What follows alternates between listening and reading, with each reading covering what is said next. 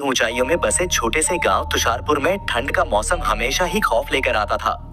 यह गांव बर्फ से ढका रहता और यहाँ के लोगों का जीवन प्रकृति की दया पर निर्भर था। लेकिन इस गांव की एक और खासियत थी, यहाँ की डरावनी कहानियां। गांव के बुजुर्ग अक्सर एक रहस्यमयी प्राणी के बारे में बात करते थे, जिसे वे बर्फ का प्रेत कहते थे। उनके अनुसार यह प्राणी रात के अंधेरे में शिकार की तलाश में आता था। जिसने भी इसे देखने की कोशिश की, कभी लौटकर नहीं आया। गांव का युवा वर्ग इन कहानियों को अंधविश्वास मानता था, लेकिन बुजुर्गों की आंखों में डर साफ झलकता था। उनके अनुसार बर्फ का प्रेत न सिर्फ इंसानों को, बल्कि उनके पशुओं को भी उठा ले जाता था। शहर से 4 दोस्त अंशुल, रोहित, मीरा और पूजा तुषारपुर घूमने आए। ये लोग रोमांचक यात्रा के शौकीन थे और ऐसी जगह खोजते थे जो अज्ञात और रहस्यमयी हो। तुषारपुर के बारे में इंटरनेट पर मिली कहानियों ने उनकी रुचि जगा दी थी। गांव पहुंचने पर उन्होंने लोगों से बर्फ का प्रेत की कहानियां सुनी। पूजा ने हंसते हुए कहा, क्या तुम लोग सच में यति जैसी चीज पर विश्वास करते हो? से जवाब दिया, बेटी, यति नहीं, ये प्रेत है। अगर तुमने इसे देखा तो बच नहीं पाओगी। अंशुल ने गांव वालों की बातों को चुनौती देने का फैसला किया। उसने कहा, हम जंगल में रात बिताएंगे और इस कथित प्रेत की सच्चाई जानेंगे। गांव वालों ने उन्हें मना किया, लेकिन चारों दोस्तों ने किसी की नहीं सुनी। चारों ने अपने बैग पैक किए और गांव से दूर घने जंगल की ओर चल पड़े। रास्ता मुश्किल था। बर्फीली पगडंडियां और तेज हवाएं उनकी परीक्षा ले रही थीं। शाम होते होते वे जंगल के बीचों बीच पहुंच गए। वहां उन्होंने एक छोटी सी जगह चुनी जहां टेंट लगाया जा सके। रोहित ने लकड़ियां इकट्ठी की और आग जलाने की कोशिश की, लेकिन ठंड इतनी ज्यादा थी कि आग मुश्किल से जल रही थी। रात के अंधेरे में जंगल का वातावरण डरावना हो गया। दूर से अजीब सी आवाजें आ रही थी। ये कैसी आवाज है? मीरा ने पूछा।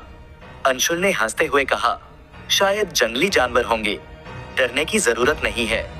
लेकिन पूजा को कुछ अजीब सा महसूस हो रहा था। उसने कहा, हमें वापस गांव लौट जाना चाहिए।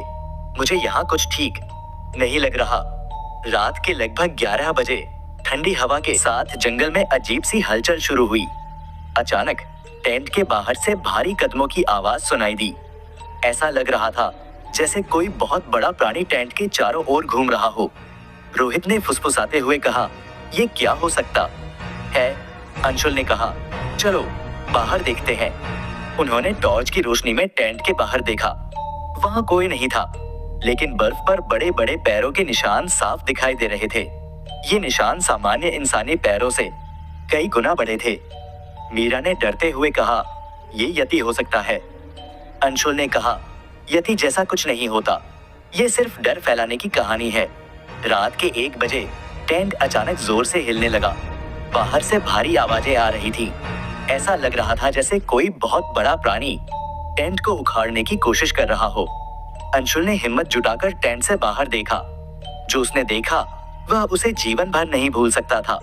एक लंबा सफेद बालों से ढका प्राणी, जिसकी लाल आंखें अंधेरे में जल रही थी, टेंट के सामने खड़ा था। रोहित ने चिल्लाकर कहा, भागो। चारों अपनी जान बचाने के लिए दौड़ने लगे, लेकिन वह प्राणी उनके पीछे आ रहा था। उसकी तेज रफ्तार और भारी कदमों की आवाजें हर पल डर को बढ़ा रही थी। भागते भागते वे एक गहरी गहरी खाई के किनारे पहुंच गए।